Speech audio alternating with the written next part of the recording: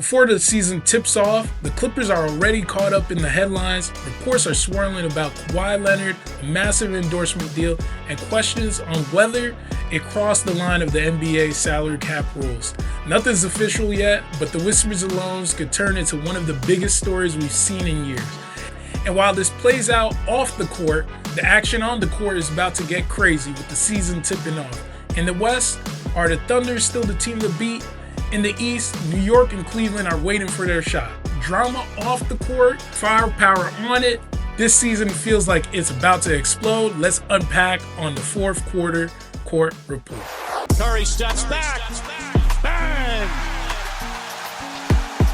They do have a timeout. Decide not to use it. Curry way downtown. Bang! Bang! Oh, what a shot from Curry! So, what's good, Claude? This is our first episode of the season. How you feeling? I'm cooler right now. You know what I mean? In Jersey, we got bad weather or something. Like, it said some storm banging around here. But other than that, I'm Gucci. You know what I mean? I hear We you. chilling. I hear you. It's always sunny here, so it's only rain and sun. That's all we get down here. Before we start, I would like to say, I'm done. It sounds like I'm doing that LeBron shit. I would like to say, happy Christopher Columbus Day, The indigenous peoples day, man. Yeah, Indigenous People Day. You know what I mean? I hear you. Well, I mean, like, when people get this, it ain't gonna be Christopher Columbus Day, so. But I mean, if you saying it to me, I'm gonna say it back to you, gang. Happy Christopher Columbus Day. No cap though. Like, I feel like I haven't heard that. Like, somebody actually say Happy Christopher Columbus Day. I mean, I don't even think people get off anymore like that for it. I think it's only government workers that get the day off for it. But all right, well, I mean, I'm happy that we starting the season up again. We're back here on the tube. We're able to entertain you guys, talk about the league again, in our second year. I hope you like the improvements. We're gonna continue to improve, try to change up some shit every now and then, make this enjoyable for you guys. Obviously, you heard in the intro. We got a lot to talk about, a lot of crazy stuff. So the first topics we'll go into is the West previews. We're going to talk about two teams that we're excited about this season, one that we think will be a bomb, and then two that we think will be a surprise in this season, and then on both conferences. And then after that, I'm sure y'all want to hear about it. We all want to talk about it too. The Kawhi Clippers situation. That's going to be how we close out this first episode, this preseason edition of the fourth quarter court report. Clip, man, I'm gonna just get straight to it. I'm gonna let you go first with your. Let's just do it. Let's do it like this. Let's do your two excited East first, and then I'll go with my two, and then we go back and forth that way. Okay. So my first excited team is the Knicks. I feel like this is their year. Like and I feel like everybody kind of knows it, kind of saying it. Like, even like I think I seen like a quote like Stephen A. Smith said, like, this is their year. So like that, to me, they have like the best opportunity in the East to make it to the finals. I feel like their roster it's deep, but it's not just like deep in the sense like you have like regular role players, bro. Like, you got Clarkson, you got fucking what's my man name? Brogdon. You got fucking Yabusele, bro. Like, y'all niggas really have people, you have assets to actually make it to the finals. And like, I don't really see a team that could really just, like, without no injuries and stuff like that, knocking them off like from them getting there. I don't see a team really doing that. My second excited team is Detroit. I feel like, based off last year and how they moving and stuff like that, I feel like they're definitely a playoff team. And I feel like just like how every team basically, every year you just get better and better, you build. I think this is their time. This is their run to like continue just getting better and better. And I think they're gonna be excited this year. Word. So like I'm gonna go with what I share with you. My excited teams out of the East. I do share a team with you, the Knicks, like you said. I'm not even gonna go too crazy on that. You said you It hit makes you hit the sense. nail on some of the stuff that I was thinking about. But like the one aspect that I'm thinking about too that is important for the Knicks this year is if they want to go from contenders to actual champions, you it's the little things, right? You got to get the most out of Mikal Bridges. You got to get the most out of OG. Facts. You need to get them. Facts. You need Carl Towns to take it to the next level. You need Jalen Brunson to be a leader on off the court, in on the bench, on the court, like every inch, every aspect you could get. Like from them, you take pause, and you grow from that. But I think one very, very I would love to see and like would really show me that they're heading towards that is the growth of Didier Pacom Didier, Okay. their draft pick from last year. If he could develop into a serviceable back in that wing spot, and you make him interchangeable with OG and Mikal Bridges, and then now Hart's a guy that you're considering he's coming off the bench. If you could bring in DDA for a good amount of time and Josh Hart coming off the bench, bringing you value too. If Mitchell Robinson could stay healthy, man, like what's stopping them? What's Yeah. stopping them from getting out of the East? You know, Yo, it's like they're a they tough. nasty team. Yeah, they They're a tough. nasty team. It hurts Shit, me. It pains man. me to say, but they tough too. Like, It's time for the Bodega Boys to get up there, man. oh man. But but my other team, my second team, is that I'm excited. Oh wait, hold on. Before you get there, if the Knicks make it to the finals, bruh, I'm gonna be hella geek because like I know that the fans themselves are gonna go fucking nuts over there, man. And I can't wait to see that shit. That's the only reason why too. I mean, yeah, I know that's what's gonna happen. I ain't trying to sound salty when I'm saying it, but like, first of all, I ain't gonna see it. I'm gonna be over here. But like, but like, yeah, no, you're right. Like, they definitely gotta go crazy. They definitely gotta have the Facts. time of their lives. But like, I Facts. mean, last episode, I did it solo, right? I Yeah, said it. That was my prediction. I was like, that I did before all that happened this offseason.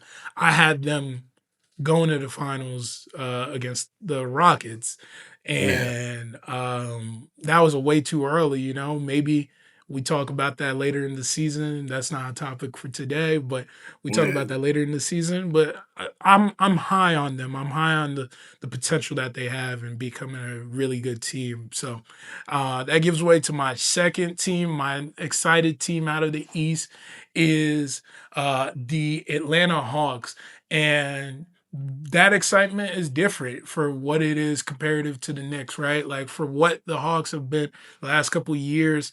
You look at them and you see a team that is very deserving of a spot in this in my mind personally, a spot in that top four teams now with the team that they constructed, right? You have Jalen Johnson coming back this year. You have defensive player of the year candidate and why am I blinking on his name? Dyson Daniels. You got Yeah. Trey Young. Trey Young. We all know Yeah. 2010 easy every night, Yeah. right? If you could get, and I know it's a big if you could get a somewhat healthy Porzingis throughout the season, that's very important in the development of this team.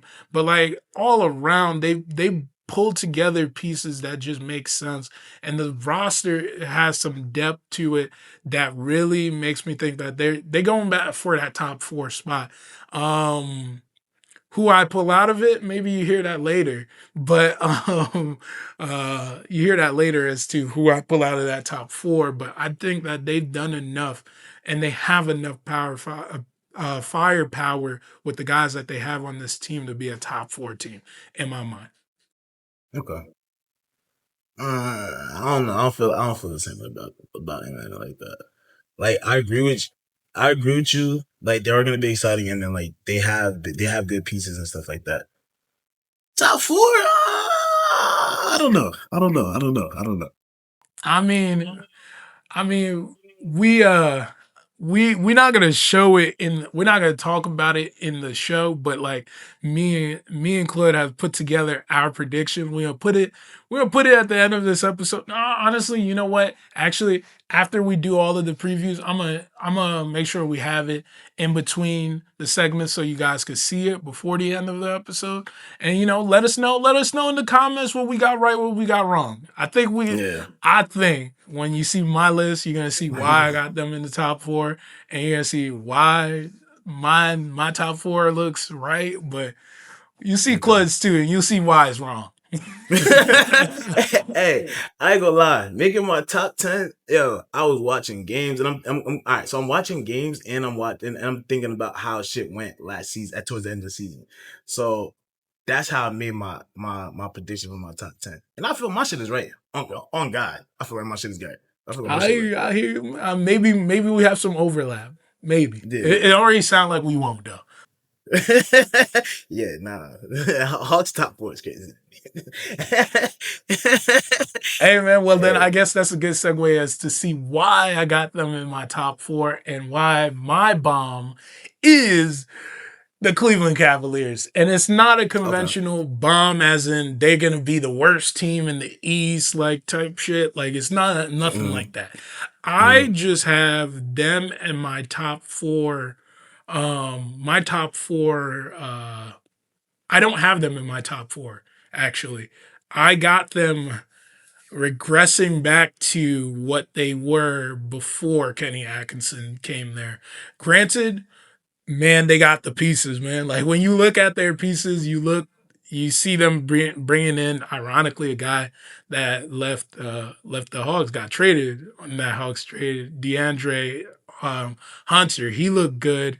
Kenny Atkinson been talking him up, saying that he's one guy that took that next level, that next step in the offseason. You got everybody's looking at the physical transformation that happened for Evan Mobley during this off season. But like you can't replicate 67, man. 67. And what they did to get to that 67, going 15-0 to start the season, I don't see that happening again. So like I don't think that they regress to like being a terrible team. I just think that reflecting who I got bumping up, like because of the changes that happen. And we talking about the East where it's so fluid, like where you could be one this year and then you could be five, you could be six next year, just because you didn't win 4 or 5 games in the beginning of the season that you should have just won.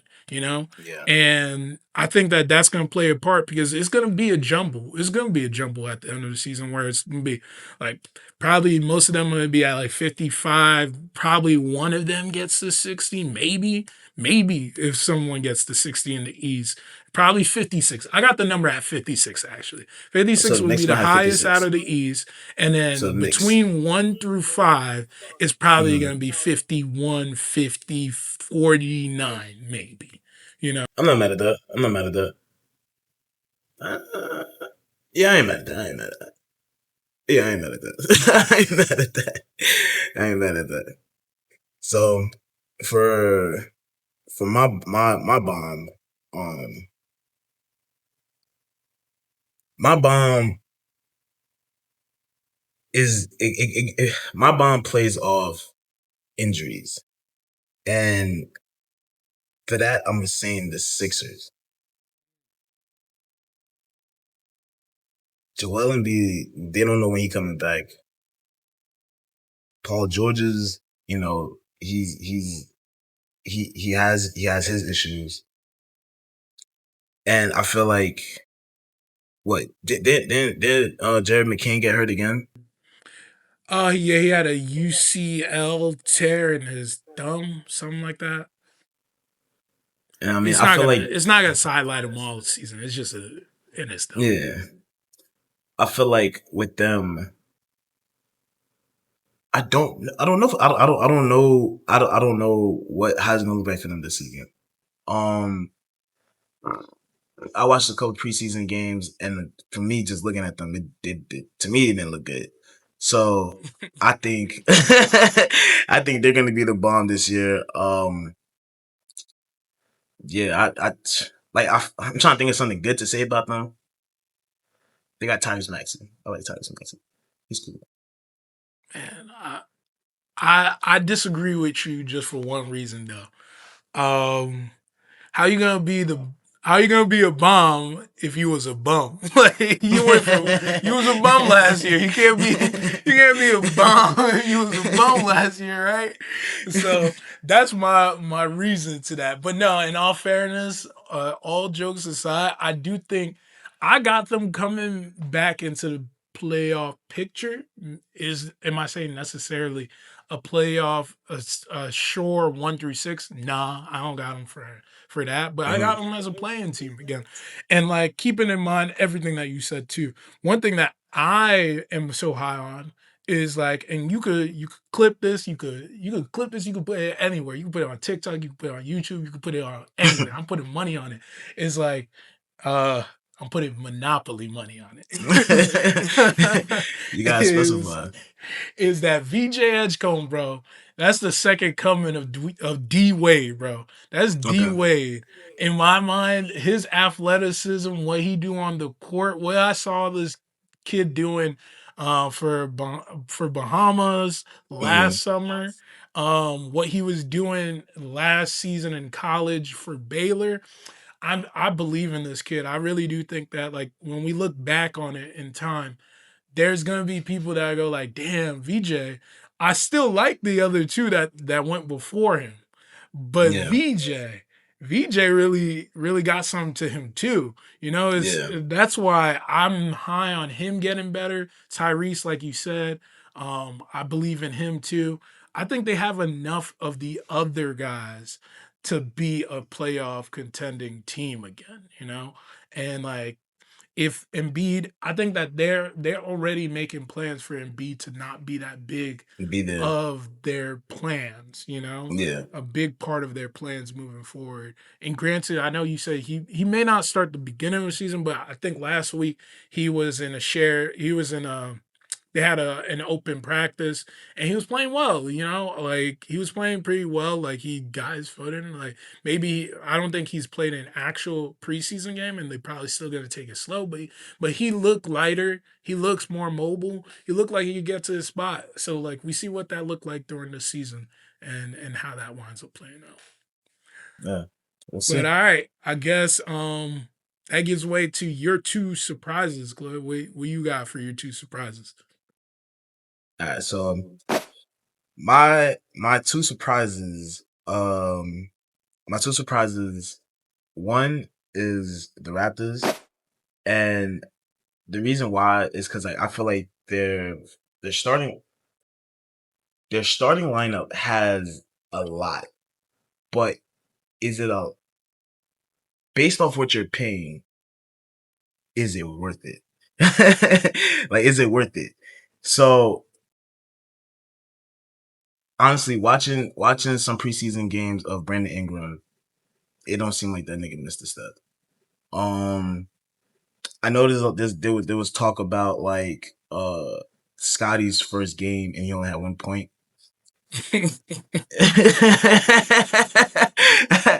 Hey man, it's preseason, man. Like you, You also it's preseason for y'all. it's preseason, man. Hey It's just man, preseason for y'all. I got you. but like it is concerning. Not concerning to the point where you're like but like it make you like, what's going on there? But I think for this season is really gonna be. It could literally be a good season where a good season in the sense where they make the playoffs. They actually make the playoffs. An okay season, I say is no, not even okay season. If now okay season if they're in the play-in. A bad season if they can't even make it to that shit. Like we're just fucking horrible. So I feel like throughout the course of the season we're gonna see how it plays out for them. But yeah, they're one of my first surprises. My my second surprise is the Hornets. And what way? In the sense like I like LaMelo Ball, right? I like Convict over there. And I think like what's Say my man? convict? Is that what Yeah. you said? Convict, yeah. I'm thinking you say con nipple, and I just played in my mind. I didn't realize you said convict. You funny. Yeah. You funny. And I like their version of AI. Like I feel like they're a fun team to watch. Like I was watching them, I'm like, yo, they're literally exciting to watch. So Yeah. I feel like they have a potential to actually win a playing game. That's what I'm feeling. That's what I'm feeling with them. Yeah. They got potential to win a playing game and actually make it to the playoffs, I think. That's my surprise. All right. I got another question because now that whole convict shit just got me thinking. Because now I got two guys in mind now. It could be Brandon Miller or it could be Miles Bridges. Oh shit. Both of them at this point. Hey, both of them at this point, man. But They got a couple others too. I initially met Bridges. I You rock mean him. Bridges, all right. Yeah, I rock him. He's tough. I hear you. All right. Well, my two surprises is actually two different reasons why they surprised us. But my first surprise is the Magic. So again, there's a reason why I got somebody outside of the top four is because I'm pulling other people in. And I got the Magic, bro. I got the Magic pulling into the top four.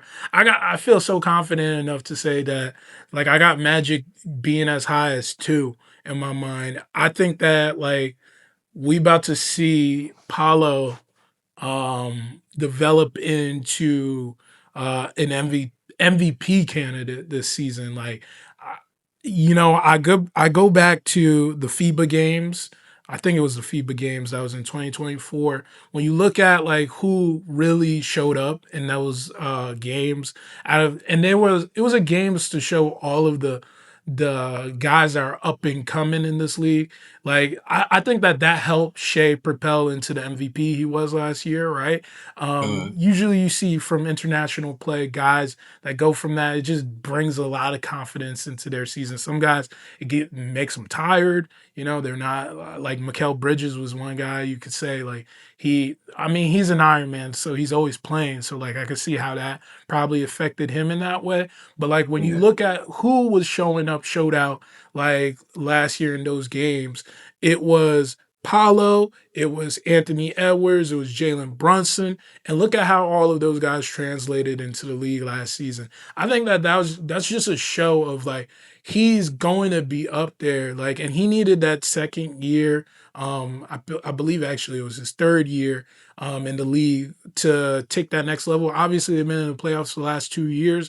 They didn't do much, but like man, like when you saw them stacking up against the Celtics, they showed him and Franz showed like they're formidable as a 1-2 punch. They just need something else. And like, bro, I have a feeling that Desmond Bane is a part of that answer that they need, right? You're praying that either like I got the mindset that Franz could be can be an all-star this year, For sure. especially with some of the injuries that are happening in the league. I also have I have Desmond Baines could easily be an all-star player as well in this Eastern Conference, how it's playing out. And if they get to that second seed, I could see him very much being in that conversation. And then, like I said, Paulo taking it to the level of being an MVP caliber player is what I'm banking on. The one thing that really takes him over the level is what happens in Anthony Black's development over this last offseason. Does he ascend further? Does he become a shoe-in as that point guard spot? Or does Jalen Suggs shoe into that point guard role and fit into it very well? He has all of that injury history that's playing a part into him not being on the court as much. But I think one of them figures it out, the other one gets traded, and then it adds some pieces to the team for the growth of this team. And then there's other guys I love on this roster, but we ain't got the time to talk about every single last one. But I'm going to sneak this surprise in, but they're not a surprise. You know what? I'm going to give two people. Let me put it as this. I'm going to give two teams the last spot of the surprise because it's kind of like a not really surprise, but they kind of surprise both of them. It's the Pacers and then it's the Celtics. I've kind of hit a recent epiphany on the Celtics and a whole 180 on what I thought. I was in belief with like the whole ACL. I think I let the emotions get to me to think that the Celtics was just gonna, lay down this season and not even play like that and just give up. But I mean, preseason, obviously I joked about it, I laughed at it when you talk about it, but I don't give too much merit to the preseason. But I think about like the culture more than anything. Who the Celtics are, they don't give up. Like we have not seen the Celtics give in to like a complete like tanking. They don't give in to tanking, Like they never just like fully just say, we're out of it. Like even when they got the picks from the Nets to get Jason Tatum and then get Jaylen Brown, like they weren't tanking during that time. They was still going for it. They had IT having an MVP caliber time, like career on that team, So like they don't give up. They just they always are gonna fight. So I'm gonna give it to you that they're gonna still fight. They still got Jaylen Brown. They brought in, bro. You look at again preseason. You look at how they got the pitchfork over there, bro. The what? Pritchard? Now, I wasn't even talking about Pritchard. I was going to talk about from Trailblazers. I'm blanking on his name. Simons. Yeah, Anthony Simons. Bringing in Anthony Simons, he already looked like he's gonna be fit right in. And like they do such a good job of finding the guy that's on a team that's not doing too well, But like he needs another opportunity to get to that level. And they've all shined. Look at it. You got Porzingis. You got old boy that went bald now. Like, I'm just gonna. White. Yeah, Derek White. Yeah, you got Derek White. You got Brogdon when he came in there. Like every time they find a guy that was on a team that was not hot, they find him, they get him, put him in the right position, and then he's like all worldly for them, You got he now on the Trailblazers now. Drew Holiday, everybody thinking it's over for Drew Holiday, send him to Trailblazers trade him to the Celtics, and boom, he back to being Drew Holiday that helped the Bucks win the championship. So it's like they just have something going on in that like team where they just get the most out of guys, and they always find those guys. They got Hauser. Man, you put Hauser on any other team, bro, that dude's not getting 15 minutes anywhere. But you put him on the Celtics, he looking like what he looks like, And then the Pacers was my other team. The reason why I got the Pacers here is that I think that they're another team that is not going to just bow out. Like, they're not just going to... I think Siakam's going to get them going. The culture is another part of why I'm saying it too. Like, you see that they're instilling this culture. The last couple of years, they scrappy. They are a scrappy bunch. Like, people don't really be thinking about it. Like, and we think it's a fluke. Like, the last 3 years, they've been doing stuff that just, like, proved to us that they scrappy and they're always going to be in it. They just went to back-to-back Eastern Conference Finals. People talk about them like they not, like, they ain't shit, right? They just went to the finals. They took the champions. The champions, everybody that we thought was going to win the championship since the beginning of the season. Well, not everybody, but like a strong bunch of us thought they were going to be tough, right? They took them to 7. And they were Tyrese Halliburton torn Achilles away from potentially winning that series, bro. And like, I hate to put that asterisk on the Thunder, but that's what it was. Like, I mean, he hit that shot. Like when he hit that shot, hit them 9 points in that like first 4 minutes. It looked like, oh, we was in for a game.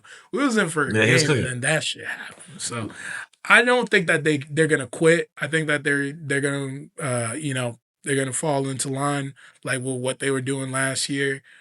Get the most out of the guys. I know it's gonna hurt not having Miles, but maybe it gives way to an opportunity to more guys deeper in this into this roster, like a Jarris Walker to finally like take that next level. Siakam, be that player that we know him to be. So you just hope that all translates for them. So. Yeah.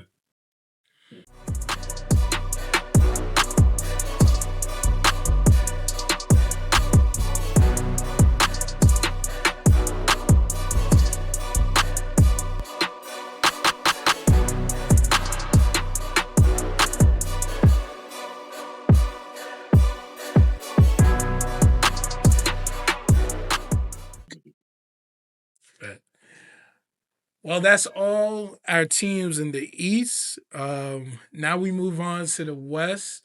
All right, Chloe, what's your first two excited teams for the West? All right, so my first two excited teams, one is the Rockets, and I feel like, come on, like you know why, bro? You know why they're the most exciting, bro? Like, not like how the Knicks are for the East, where I think that the Knicks have like a more completed roster than everybody else. Cause like you can't think that with the West. Like all the West teams are good. All the West teams like have like good pieces in there. They're all the West is just structured so well. That's why when making my like top 10, that shit was hard. So is the reason I'm so excited with the Rockets. Like I want to see KD like just go. I think him and Sengun, they're gonna play good together. Even the twin the Thompson twin, bro, he's gonna be one of the shining stars for them, bro. Like he's like I was watching one preseason game. That boy was cooking, bro. Like he literally was everywhere. So I think that they're my number one team that I'm be like super excited to see. The second team is the Spurs. And the reason why is like I feel like the pieces that they have seem exciting. Like you have Wemby, you have Harper, you got Fox. Like I like that team. And like they got the other big, what do we call them? Vanilla latte, vanilla something like oh, French vanilla. There we go, French vanilla. They'll call him the French vanilla combo. Calling like who that? Him and the other center, I forgot his name. They'll call him. They'll call him Wemby and that nigga the French vanilla.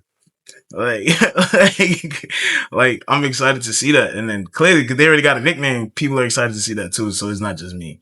So those are my two excited teams. Yeah, that's not Carter Bryant you're talking about though, right? Shit, I forgot. Like Carter Bryant, that's who I'm excited on their team coming up. Like center? This last drive. No, he's not a center. I don't think he's a center. Nah, he's a center. He was a center. But he the other center, he's French. He French too. Is that no, he's white. That's why it's called French vanilla. Oh, okay. I got it. All right. I think I might have to do some more research on that. But Carter Bryant, I mean, that's an athlete right there, bro. If they could figure something out about like getting him, like to get that offensive side of the game going, bro. What he do on defense is nasty. He can be a clamp. He can be a clamp in the NBA. Nasty. Like he's really gonna be nasty. And then like, I always think like the best precursor for like a great defender is athleticism. And he has freakish athleticism. So like I feel like he's gonna translate really well into that team and then into the league. But all right, my two exciteds. This is one where we don't have any overlap. My first excited is Dallas. I'm excited for Dallas because the obvious. We keep on saying that we're gonna be a broken record by the end of this episode. You can't put too much stock on what you see in the preseason, Facts. but what I'm seeing outside of Coop in this preseason, and what you saw in last season in Duke, and what you saw what he was doing in Maine and in high school, and what you saw him do at Mount Verde, and what you see him do and everywhere he's been able to play basketball. This dude playing like a man amongst boys, even at that age. So like man, like of all teams to have the fortune of having this guy, they got him. But like, there's a lot of hope that Kyrie might come back a lot earlier than people think. AD, if he could stay healthy, the team when it was built around Luka was already a team that you could see going to the championship. You have all these pieces. You add Coop to the fold. You have an AD that's a championship winner, has that pedigree. You got Kyrie who is in that pedigree. You have a man amongst boys. He's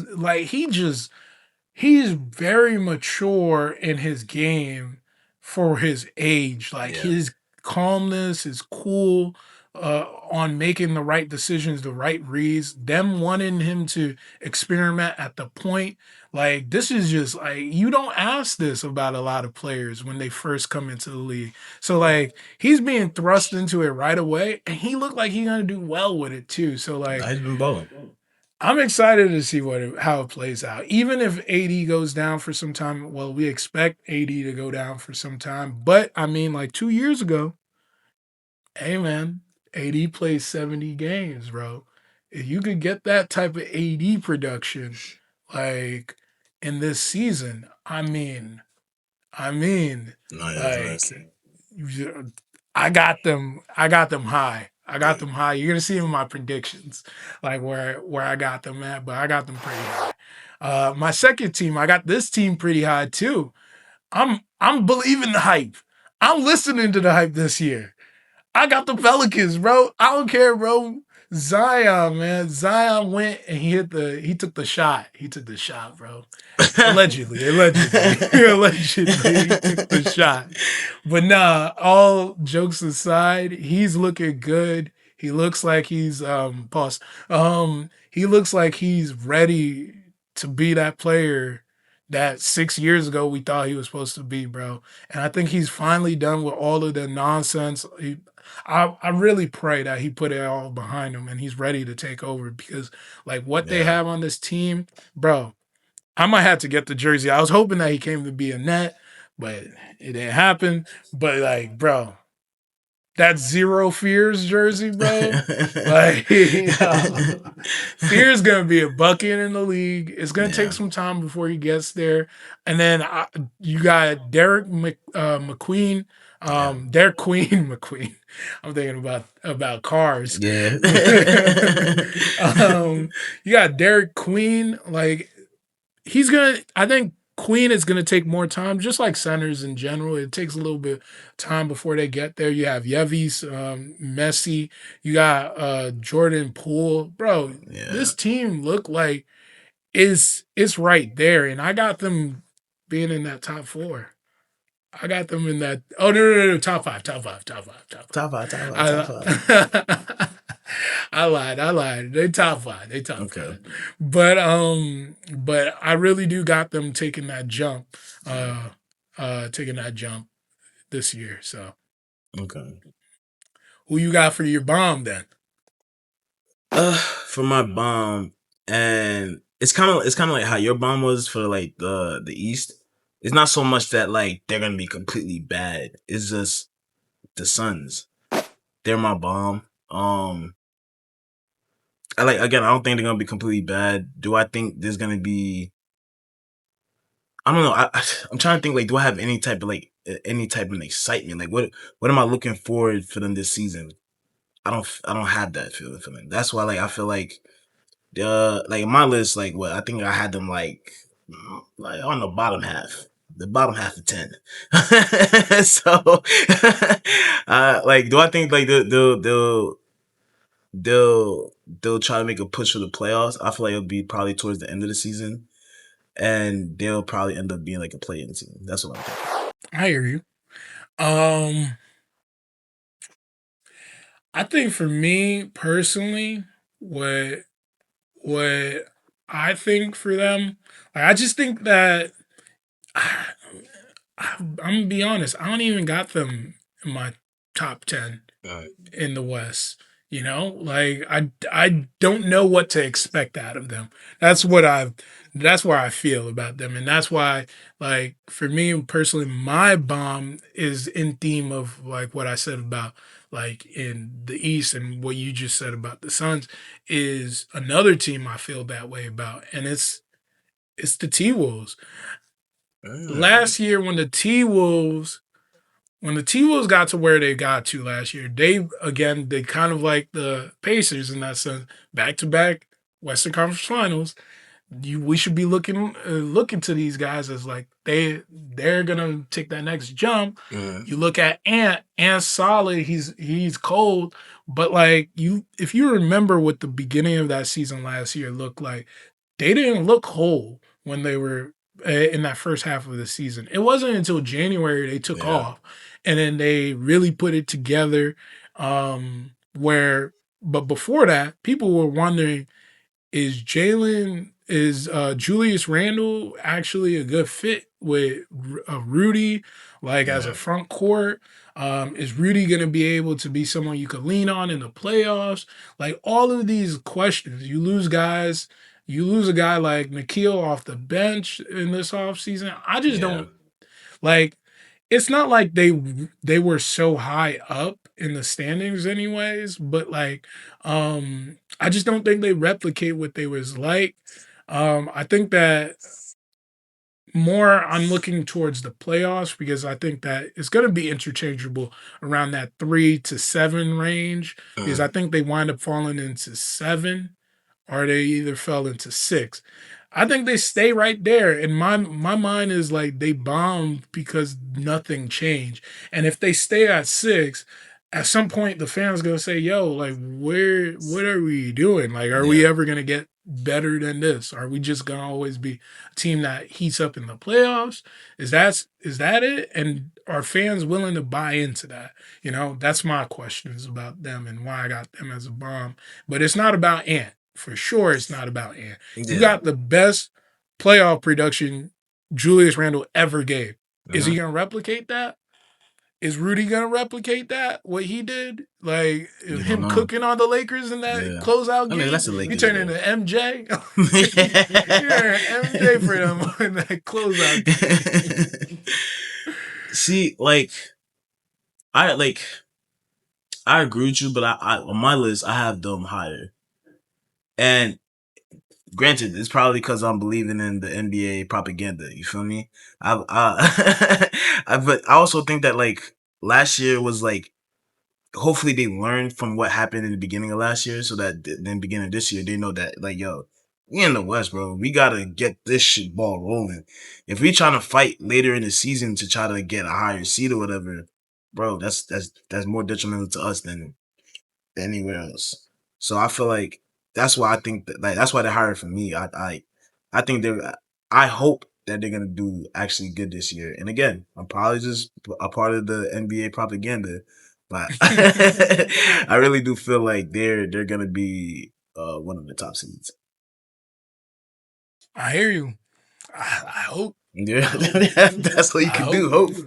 Yeah. So, my 2 surprises then from the West. I'm gonna start with the easy one. I went real easy because I already talked about them a little bit. Actually, I just realized I put them in 2 things that just didn't make any sense because I kind of like ballooned into the same thing. But I'm gonna go with them easy so I can finish it. Is New Orleans surprise? They did surprise. They're gonna be a surprise because they get to that 5. And then I'm gonna be more the surprise is I got them getting past the first round. I got them as a shoe in the Western Conference Finals. This nigga's a sick ass nigga, bro. This nigga's a sick ass nigga, man. I believe it. I believe it in the Zion hype, bro. I'm on the train today. I'm believing in Zion, bro. He a reformed man. I'm believing in him. I got all that's all I need is my faith in Zion. I got his voodoo sneakers in my house.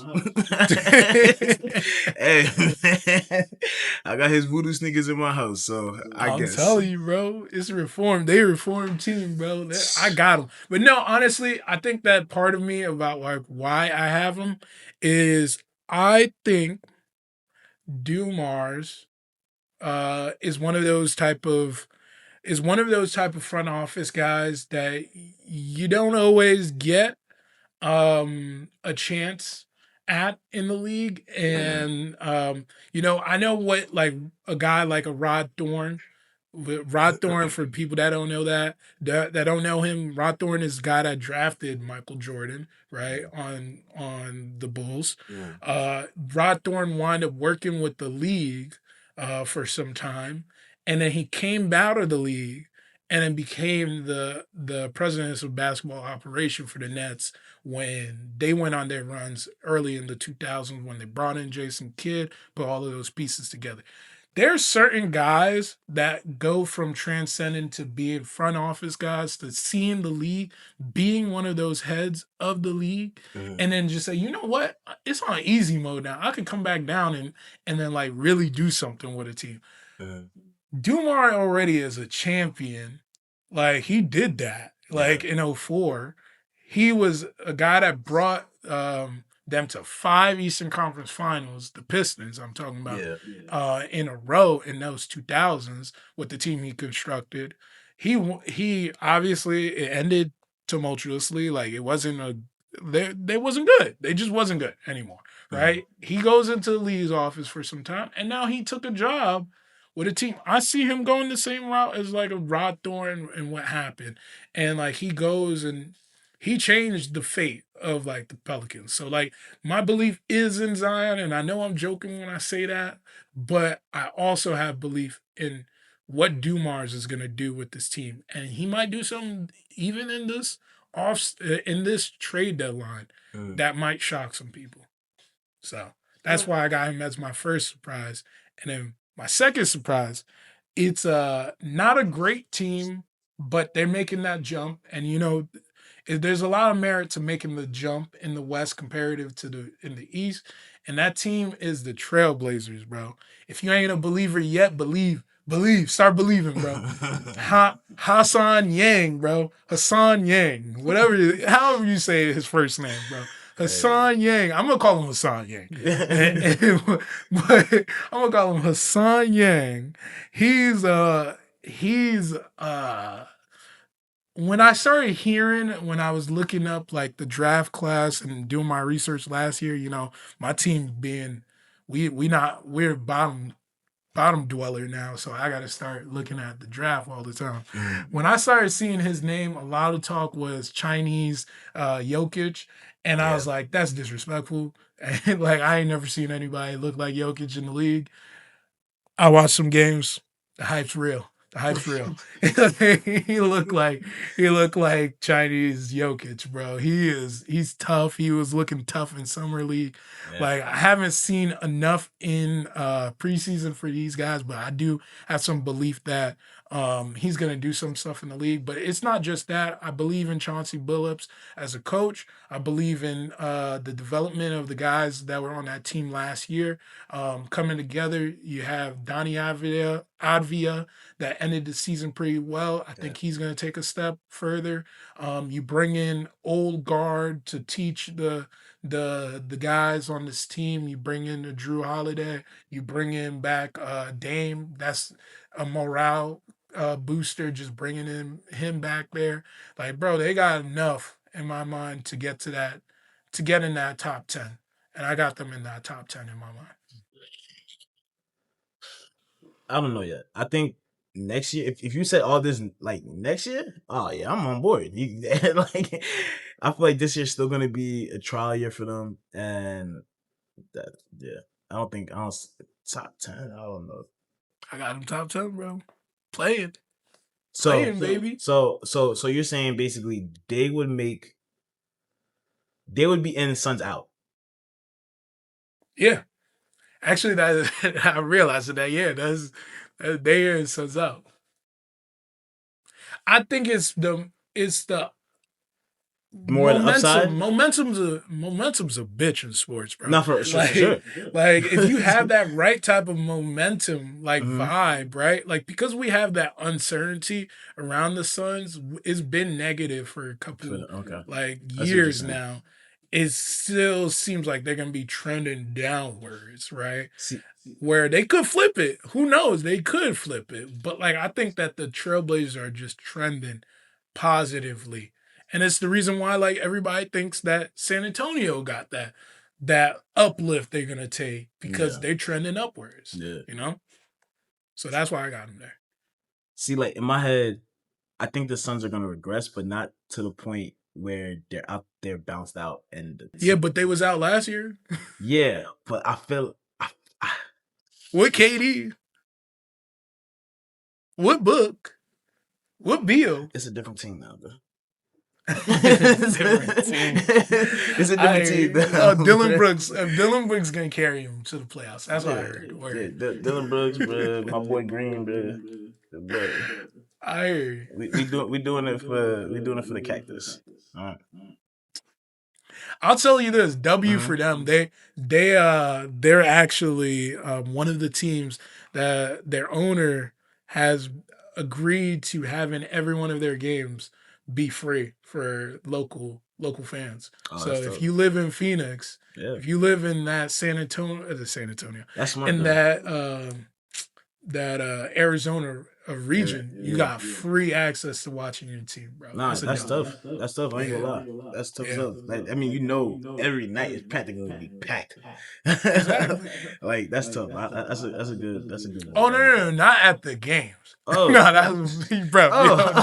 That's wild. I'm talking about TV, like watching. Like with the whole TV deal that's stuff that's happening. Yeah, that still works too. I like that everybody being greedy. Everybody's being greedy now, and finding a owner that don't want to be greedy and is giving back to their team. That's a W in my mind for sure. Big W. Yeah, no, he can't be giving out free tickets. I thought you talking about free tickets. What you thought this was Southwest, bro? Pick your own seat type shit. Hey, man. Hey, this one open? All right, come on, bro. Sit down. Nah, son, people be fighting all game long. Man, this stadium was packed. Niggas outside, bro. Yo, that's what I thought. I'm like, yo, that's good as hell. I rock with that. Nah. Shit. Like, man, I don't even care for the Nets. I'll go over there and watch some games. It's free. Like, shit. Hey. Nah, for real. Damn. That's funny. All right, man. Who's your two surprises? All right, so my two surprises, I'm not going to go. One is the Mavs, and you already said the positive parts. My thing is, if the injuries do impact them, is gonna be bad. So that's why it's a surprise for me. It can go either or. My second team. Oh boy, it's the unction. It's the unction. Yeah. The reason why they're surprised is not only because, like, they're old or whatever. It's the fact of the controversy that's going on with the whole Kawhi Leonard thing. So I think because of that, what would be the implications of what will happen to him in the situation could impact what happens on the court. So if like I seen one of the things was like they're gonna make him like they're gonna veto his contract so that he gonna have to re-sign with somebody else. If that happens, what happens? Like, how does the team move on? Like, look without that. Granted, they like last year they played games without him because he was injured and stuff like that, or he didn't get his money. Allegedly, whatever story you want to believe, but I think that team is a different team from the unction than what the unction is now. You know what I mean? So I think that like that aspect is going to play big on what they are this season for me. Yeah, nah, you can't have the unction without your favorite uncle. Like, you can't have it can't yeah, work. yeah. That's not the We'll talk rules. about it. We'll talk about it more in depth in the next segment. But like, I hear you on that because like, it's gonna be a cloud. But I will say this, bro. It's been too quiet, bro. We'll talk about it more, like I said. But it's been too quiet. We ain't hear nothing. We're not hearing a lot from the league yet. Yeah, yeah. It has been quiet. That has been very quiet. Very quiet. You know, like too quiet. Yeah, that's facts. That's You know? facts. Yeah. All right, who else you got? The Mavs. It was the Mavs. Yeah. Like literally the injuries. If the injuries happen, it could derail them a lot. And not just in general, Oh but yeah, it's just you already like said that. yeah. My bad. So yeah. My bad. I think the unction guy in my head, I completely forgot. The unction, bro. He balling. Damn. Well, I mean, you made it a good segue then to go right into it.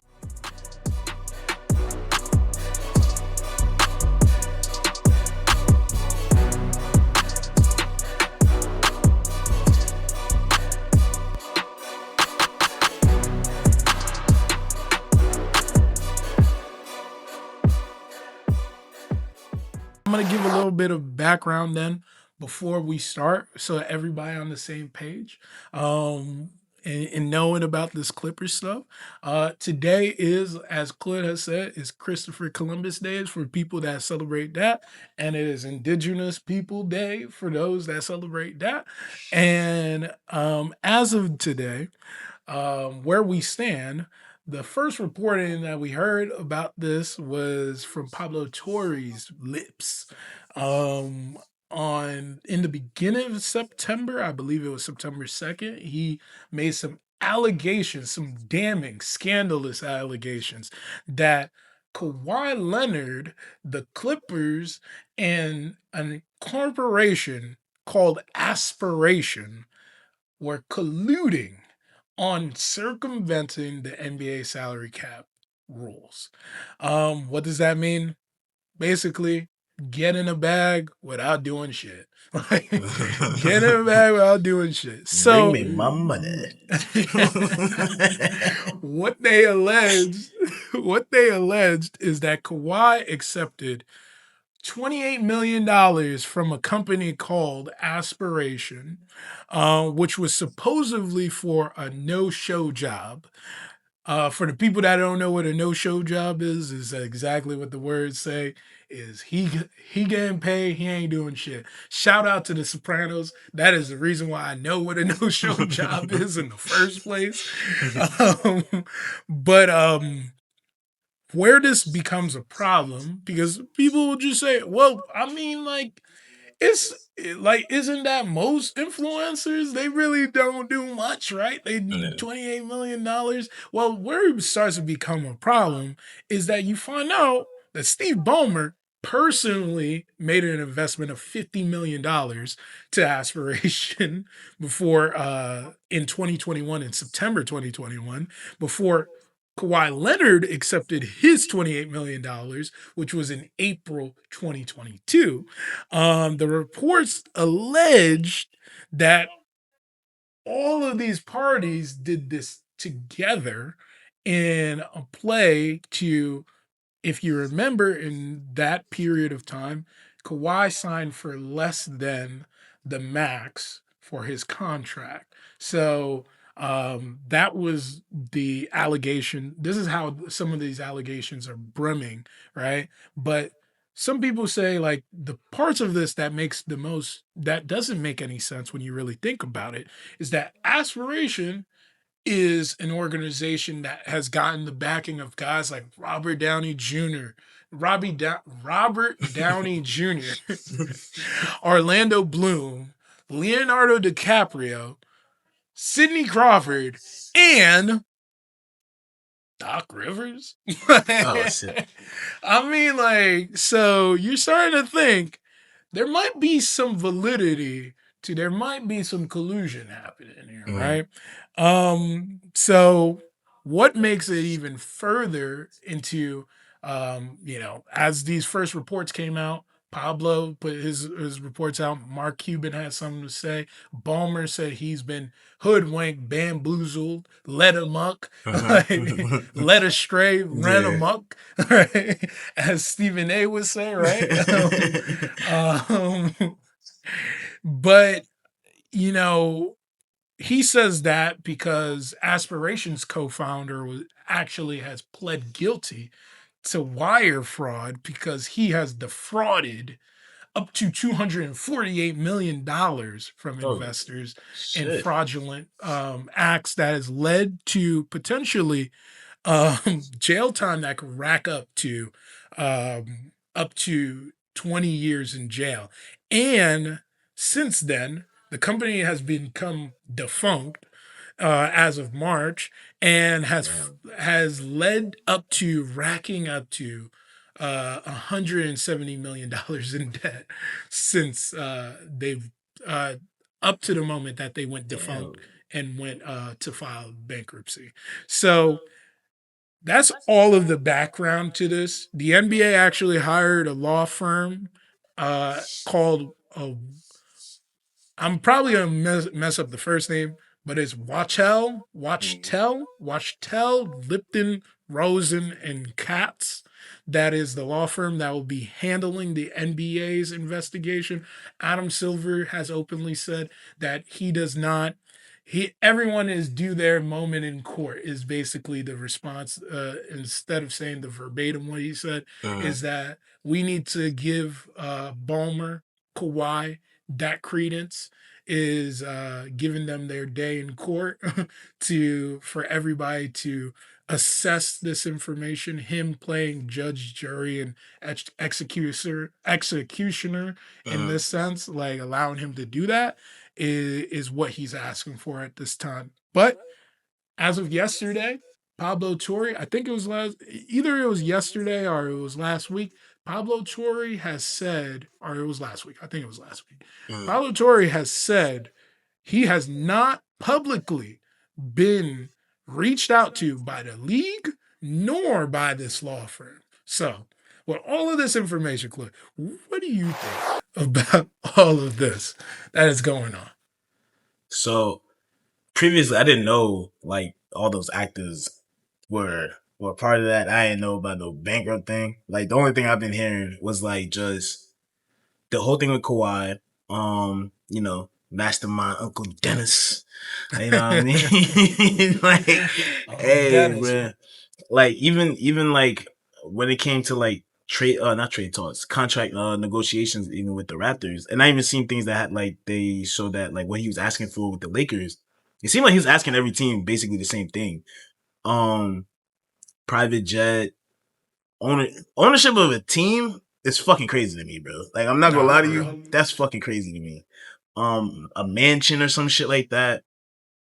And like one of my problems I have with this is like as the NBA, right?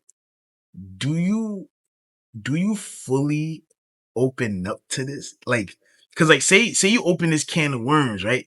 Now it Yeah. make you think about like other people. You know what I mean? So like, are you getting contracts the same way? Like if Kawhi was getting like this, just like that too. So I don't know. That's tough. I'm convinced that other teams is doing it too, though. Alleged. I'm Mm-hmm. alleging that other teams are doing it, right? Mm-hmm. I agree with you. I feel like that's why the NBA really is just towing the line. And But like what I just said, Pablo Torre saying that no one reached out to him in this. I would Like, have. how you not gonna reach out to the guy that brought the claims together, right? Like, Hell. and it kind of feels like I spent this off season watching of um a lot of documentaries. Mm-hmm. One of one of them being the Mr. McMahon documentary. Mm-hmm. And a couple a handful of NBA ones as well. And like I feel like the NBA is at a crossroads about how they handle this. And if they handle this wrong, like if you open the door to this, you're opening the doors to people legitimately question is the NBA just a farce like the WWE, like the WWF? Is it something like that, right? Where it's like we wanted to believe of it as a competitive sport that is the story is the sport, but maybe there is storyline to it. Maybe there is certain other aspects to it that draws to it, that is of the entertainment faction, that takes us away from sport and lean more into entertainment. And one of the other documentaries I watched that questioned that was, and why I'm questioning this a little bit now too, about how what Adam Silver winds up doing at the end of this investigation will really give me personally an answer of like what I feel or how I feel about things. But one of the documentaries I watched was about Tim Donaghy. For people that don't know, Tim Donaghy was the guy that was he was betting on NBA games, shaving points. He had a scheme. It's a great documentary on Netflix of Untold, the Untold Serious. documentaries, sport documentaries that they do. They've done a handful of good NBA ones. That's a good one. I watched The Malice at the Palace. That was another good one that made me think of the NBA a lot differently on the business side of this. And if the NBA don't want that, they don't want the Pandora's box open on these type of things. So they're going to try to shut it down. Even if it makes them look bad that they shut it down like this, they rather nothing comes out and they take the hit than something comes out and ultimately it shatters your perception of the NBA, because Facts. perception is everything. Facts. Like I remember when I was a kid, I'm watching WWE. I see Rey Mysterio, Eddie Guerrero fighting about their son. And then I got to like what fucking high school, and then like they told me that shit wasn't real. Like I was flabbergasted. Like yo, like so, and that's one thing I will give the WWE. Their storytelling was amazing to make people believe to believe that. Back to the NBA, like when you say open Pandora's box, right? Are you all right? So are you saying in the sense like say they found out Team A was paying player A extra money through somewhere else, right? You think because they do that, they can like the NBA is controlling the like NBA story, or do you think because if they figured that out, it's gonna lead to more shit that leads to them showing that it's a whole storyline thing going on?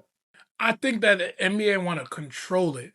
They want to Okay. control the narrative of what comes out of it, right? Okay. And the problem is if you if there's if you act punitive and you punish people for this, somebody gonna go like, well then go look over here. Go look over here. Steve Okay. Ballmer is gonna.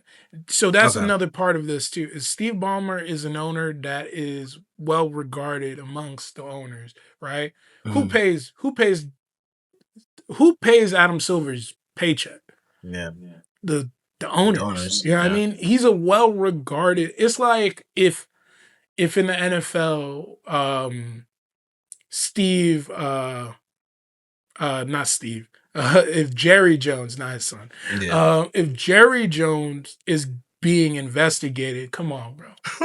Come on, bro. Like that's Jerry Jones. He would have to be doing the most The boss, heinous yeah, shit, like for him to actually go through it. Like, no, we about to pack up Jerry. We about to pack You up would Jerry. never hear that shit, bro. You know, Jerry just threw up the finger at somebody, bro.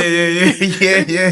They find him for something that was like a nickel out of his pocket, bro. Like, What did he you say? know He that thought ain't hurting he pocket. thought he was doing a peace sign. That's that what he said. Nah, bro, there ain't no way he thought it was a peace sign, bro. There ain't Yeah, no man. way. Bro, he threw a middle finger at that dude. He threw a middle finger at that dude, bro. He knew what he was doing. Hey, I'm But cool with nah, it though. like, it's like it would have to be so heinous what Steve Ballmer would do for them to like effectively give him. And then I mean, if you even, I'll show the graphic too, like of like what all of the punishments look like at the severity of what they could give. Man, all that shit is chump change. The only thing that really is that's wild is that Kawhi would potentially not be a Clipper. That's the worst thing that's the worst thing that he could do.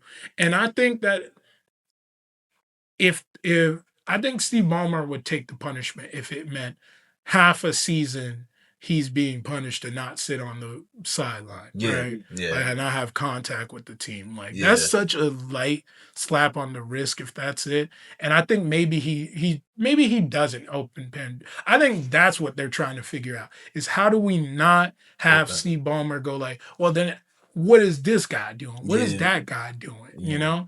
And then the fact that like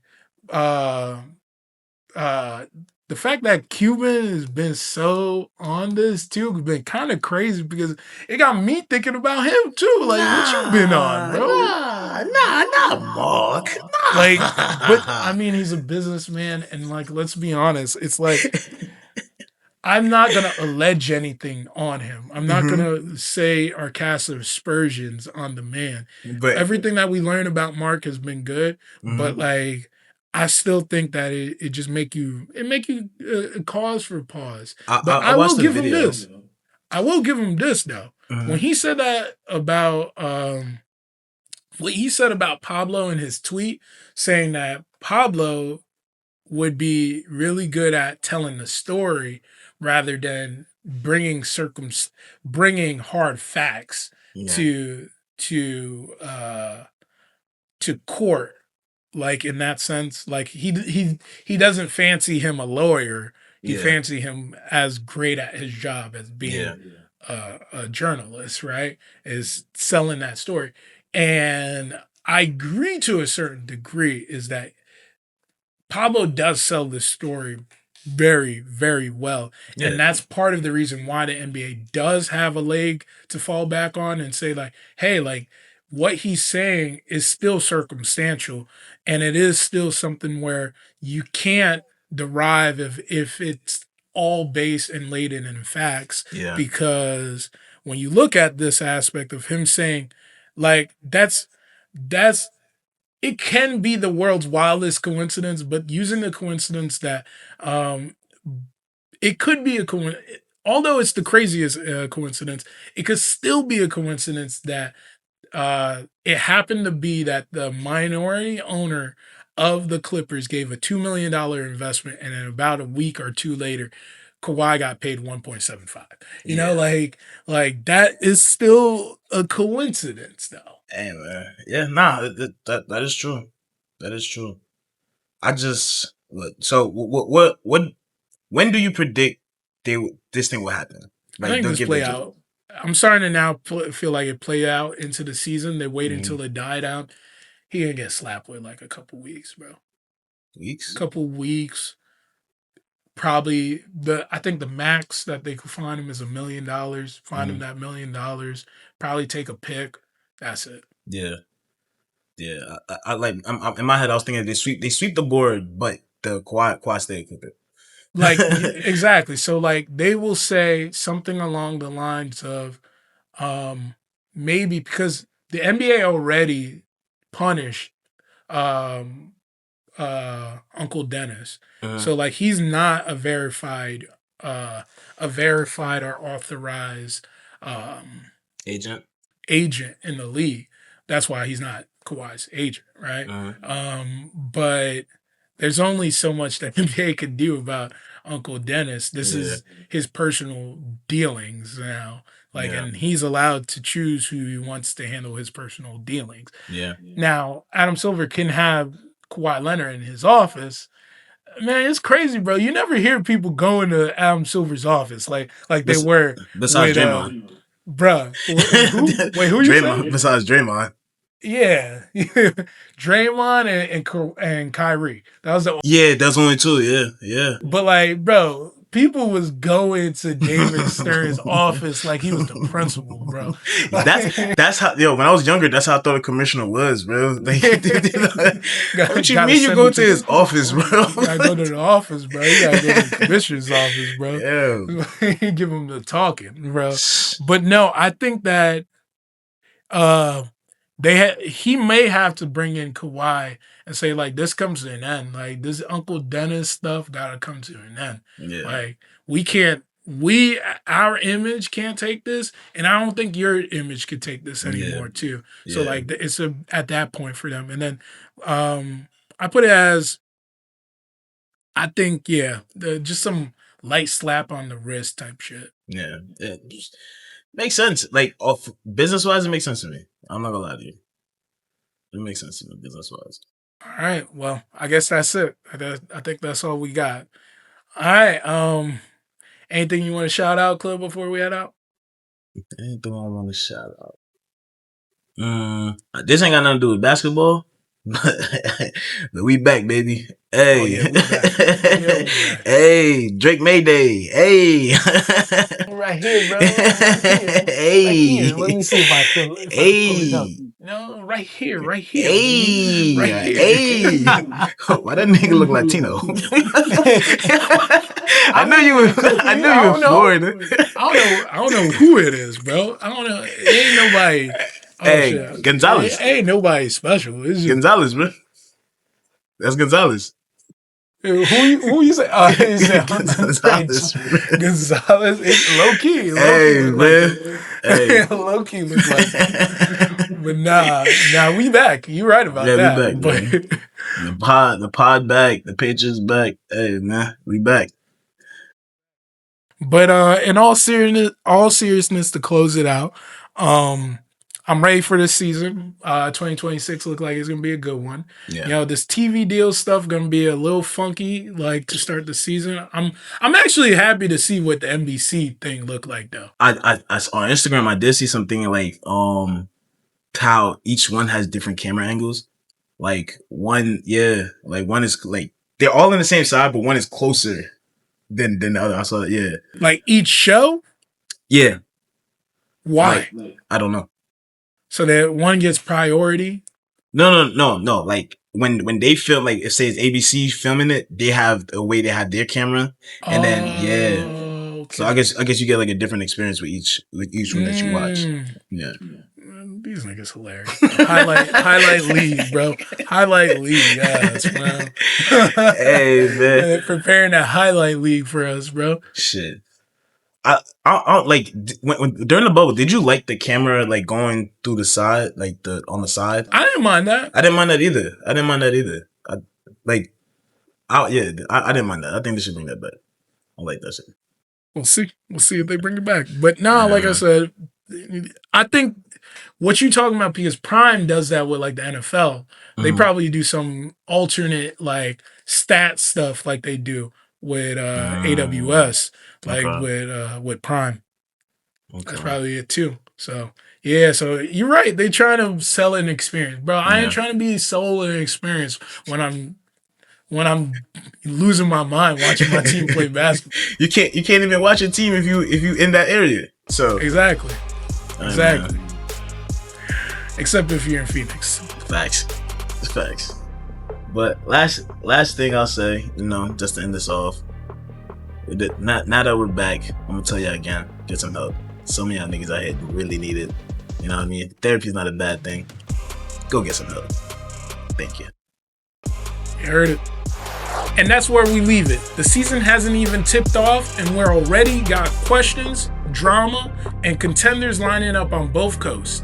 If this is just the beginning, imagine where we'll be by the All-Star break. If you enjoyed the breakdown, hit the subscribe button, drop your thoughts in the comments. Let's ride this NBA season together. Until next time, stay locked in, gang.